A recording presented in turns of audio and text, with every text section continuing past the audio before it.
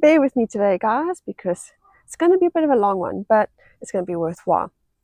When I started building my garden, my whole plan was to build it based on permaculture principles.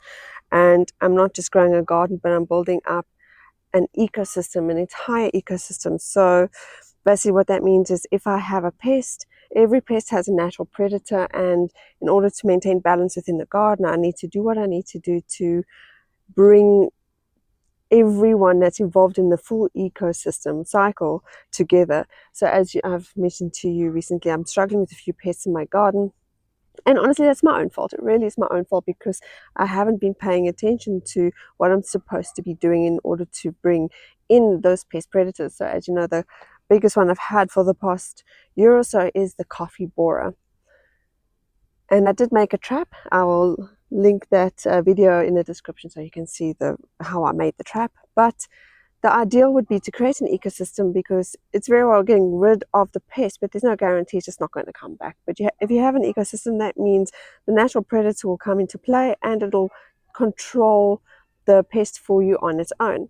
And my coffee trees, one of the things I have forgotten to do, or just I've tried to do in the past, and when I didn't succeed, I kind of just left it be, was to grow a ground cover underneath. So when you look at the permaculture system, you literally have to have all the different layers, from the tallest trees, the overstory trees, the understory trees, to the bushes, to the ground cover. And I've kind of taken care of most of that. My coffee is under tall trees, there are bushes nearby, everything is there except for the ground cover.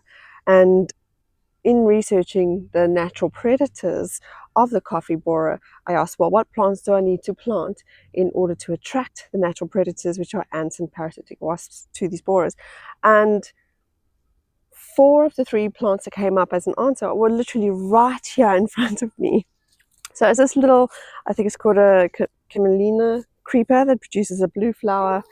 This is the lobster bush, and these are the common blackjacks. So I know a lot of people bitch and complain about blackjacks, but they are highly beneficial for the garden. Their flowers attract a lot of predatory wasps that prey on other insects, and that is one of the main reasons why you want to have it in your garden and around your veggie patch. But I also make sure I grow a lot of it because my goat absolutely loves this, and this really makes a good natural fodder for ruminant animals, and it's really good and healthy for them.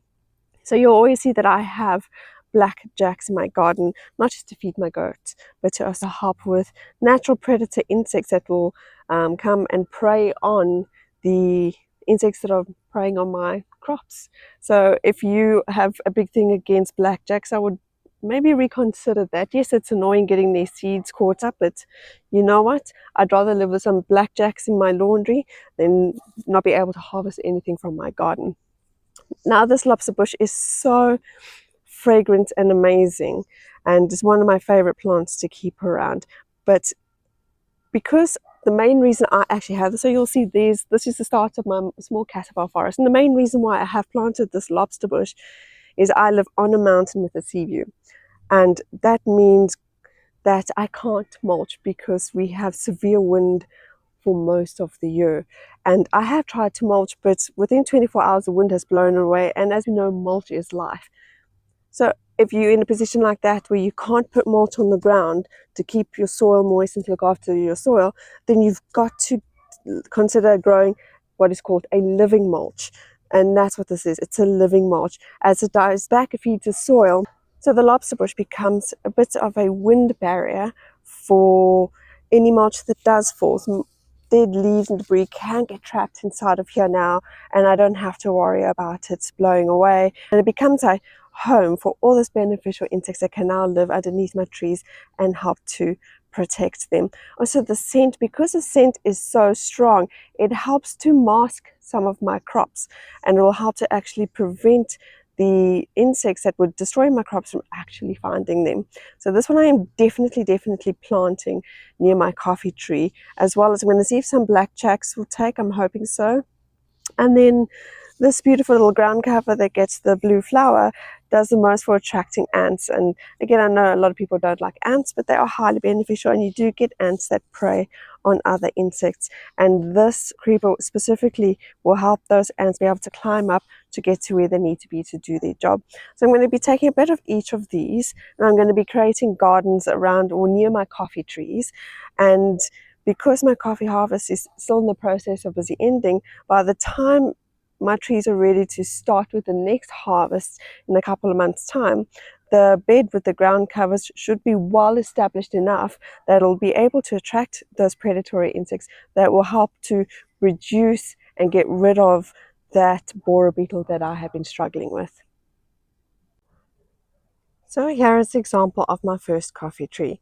I've created a bed that I've outlined with bricks, and that's specifically so that my gardener, when he comes every now and then, knows where it is and he doesn't destroy my little garden. It also helps me to raise the ground on the side of the coffee tree because we are on a slope, which allows, when it rains, the water will now get trapped in this, will actually water my garden, my coffee tree a lot more. So I started by filling it up with plant material, so a few leaves and that from the garden. And then I filled it up with soil, and that's now also going to break down to compost, which is also going to be feeding my coffee tree. And then you can see I planted in the ground cover. So I've planted the two different types of ground cover. This is the lobster bush. This is the little one that gives me the blue flowers, and I've thrown in some blackjack seeds. You'll see I haven't planted right on top of the coffee tree because it does have fine little roots, and I don't want to mess with that system with little fragile roots around the base of the coffee tree, but this is still close enough to not actually be effective. As you can see in my garden, it is a bit bare in this area, and you might say, well, Natalie, you said you should be having ground cover to feed the ecosystem, and that is true. But after my last failed attempt to build ground cover in this area specifically, just in that space over there, as I've said before, I live next to a forest. And I also live in Mamba territory. And just in that space over there, a few months back, I watched a black mamba eating a mole. And I didn't want to put too much here, too much ground cover that'll allow for the black mamba to move through from the forest into my garden because I do have dogs. So it really is about finding balance in everything. So this here is the first coffee tree ready to go. And now I'm going to do the same for the others. And let's check back and see if that works.